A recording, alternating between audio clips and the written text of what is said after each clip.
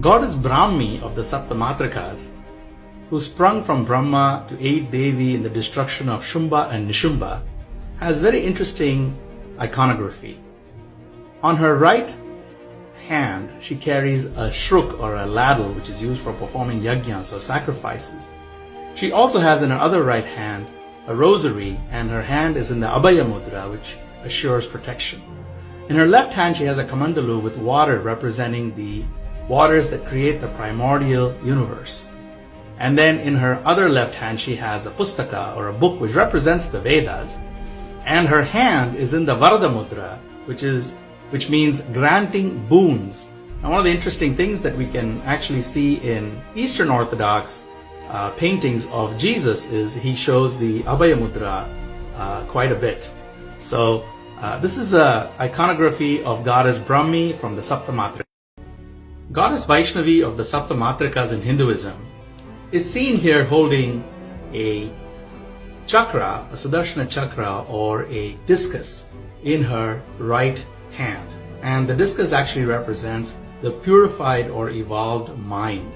It represents the destruction of ego. Her right hand is in the protection mudra, the Abhaya mudra, and then you have, of course, Garuda, her Vahana, who is also on her banner. She typically also in her left hand holds a conch shell, and the conch shell actually represents the primordial sound Om and her ability to create and maintain the entire universe.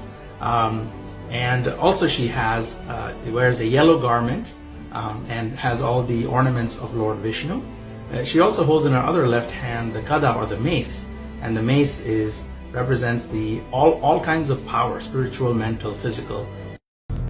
Goddess Maheshwari of the Saptamatrikas is represented here, and we see that she is riding Nandi, the Vahana of Lord Shiva.